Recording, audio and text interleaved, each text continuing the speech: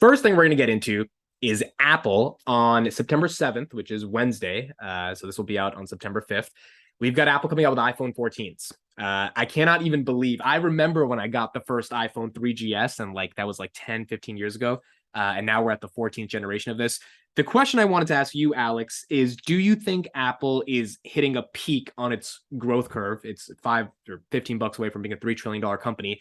Do you think we're going to have iPhone 27 because they know people will just keep buying it? Or do you think eventually they have to pivot into a headset, a car, or something else to continue to be able to grow? Yeah, that's a really interesting question. Like you, I've been an Apple fan for a really long time. I had the first iPhone. It blew my mind. You had the first Zero one? buttons. Yeah, yeah. I remember when it came out. It came out when I was like a freshman in college. I had a BlackBerry at the time with one of those like nubs where you used it to control a mouse and like it had a physical keypad on it.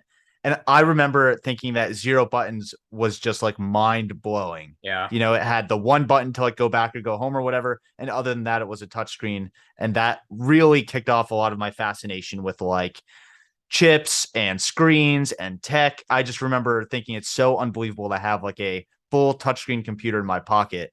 So it's crazy to think that all this time has gone by and the iPhone is still largely the same, right? Yeah. So obviously the features have changed.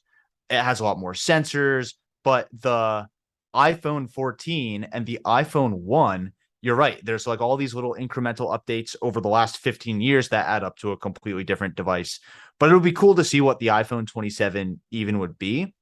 I Do do you think an think, iPhone 27 will come out, or do you think in yeah, 15 I years do. you do? Okay. I do. And so there's kind of a bunch of reasons why, right? So first of all, Apple is definitely a hardware company. They make the majority of their revenue via hardware.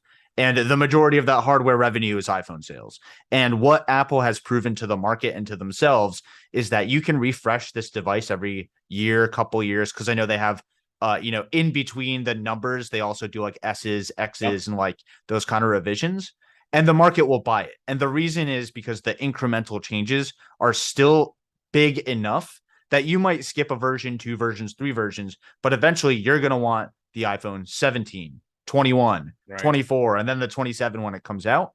Um, I'm curious to see if the iPhone 27 will still look like the phone that we know today. And the reason I say that is because Apple's hardware is really about providing gateways to ecosystems. So for example, the iPad is like the one of the best tablets you can get, right?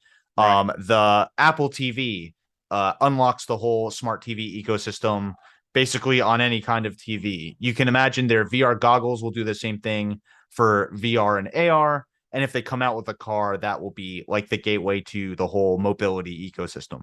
So I do think that the iPhone 27 will come out, and I'm curious to see how much of it is like 2D versus 3D, how much of it is regular internet versus AR, right? I'm curious to see how they keep changing the game with their massive iOS and App Store ecosystems. I don't think those are going away, right?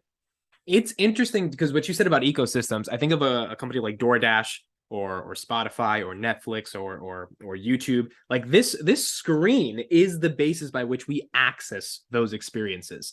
And so Totally. for that to switch, right? For that to be something totally different, all of those companies would have to switch, right? Because if the consumer starts doing some other way of ordering food versus just like touching five little buttons on the screen, that changes so many more businesses. And like so Apple really is the catalyst for all of that. That's right. And what really happens is Apple provides a software developer kit, it provides a platform and an ecosystem, the App Store for all those businesses to jump onto, right? Right. So you can imagine that, let's say VR and AR really take off and they create a headset. They're going to be maintaining two separate ecosystems because not everyone is going to want a headset strapped to their face. Not everyone's going to want to order DoorDash through the VR experience and whatever.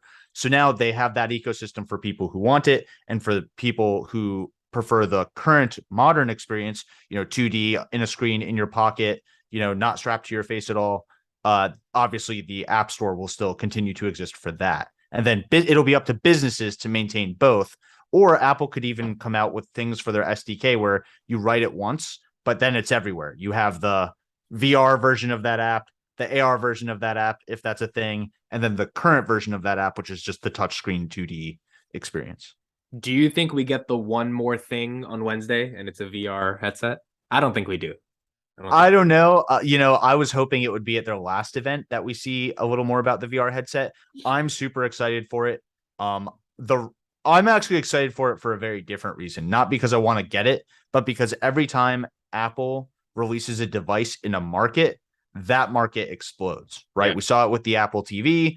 We will 100% see it with whatever VR device. There are plenty of Apple fanatics who are going to go and try VR for the first time purely because Apple came out with a device for it. So that's really exciting. And then the Apple Car, if there's any news on that, it's going to be the first ever big piece of news that would, start people scratching their heads saying, "Hey, Tesla finally might have some competition, right?" Yeah. Maybe they go with a different EV maker for the actual car, but the brains of the smart car being Apple, I think, would be a big catalyst for people to be like, "Oh, finally, something that's not Tesla that's just as interesting," right?